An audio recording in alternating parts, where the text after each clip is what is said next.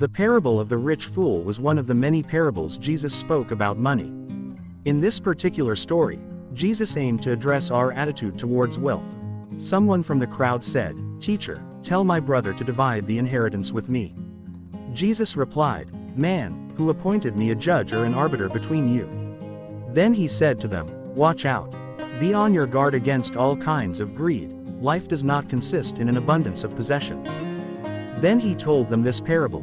The ground of a certain rich man yielded an abundant harvest. He thought to himself, "What shall I do?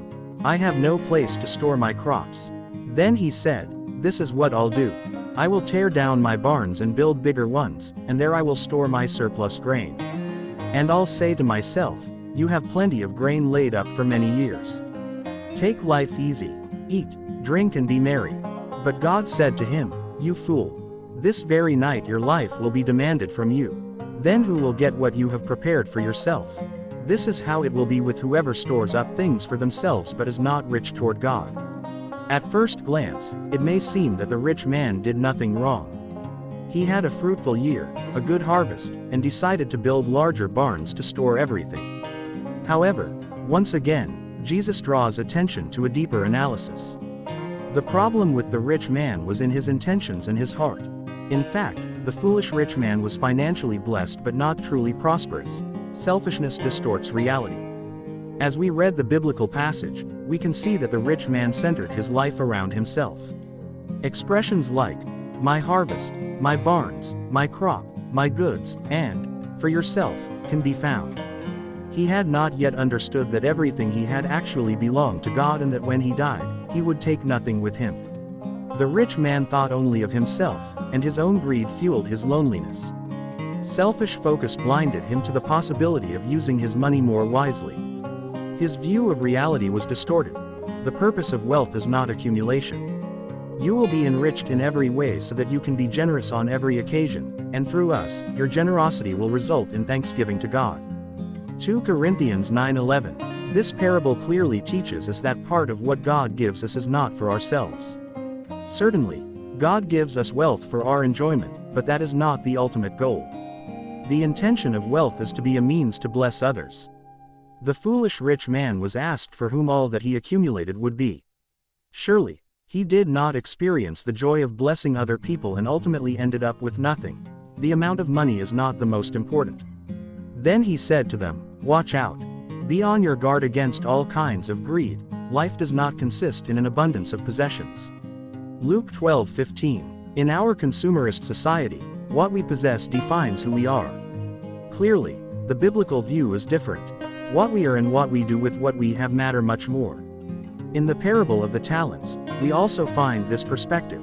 The quantity is not entirely relevant to the final reward. At the moment of accountability and transition to eternity, our possessions will be of no importance. It is much more relevant to manage our finances according to God's purposes and principles. The security of money is an illusion.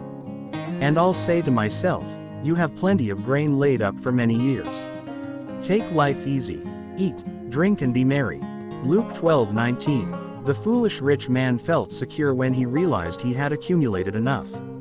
The story was interrupted, but clearly, by referring to other biblical passages, we could conclude that this moment of rest would never come.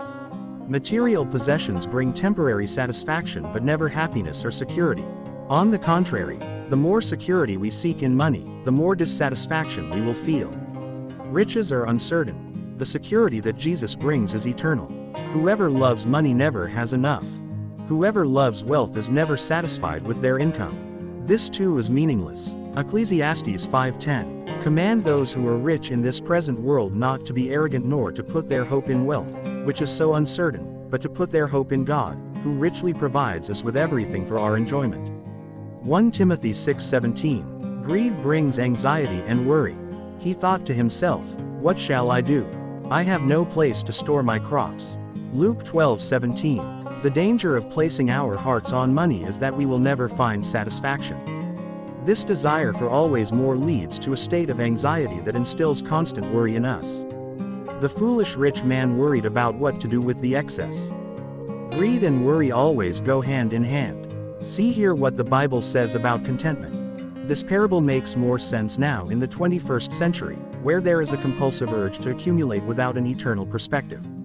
Often, this is how we manage our finances, always seeking more for our security and comfort. Instead of sharing our abundance with others, we accumulate wealth for ourselves, always afraid of tomorrow, building larger barns. We are all a bit like the foolish rich man. Therefore, as we plan for the future, we must also focus on generosity. Accumulate treasures in heaven because those are certain and eternal.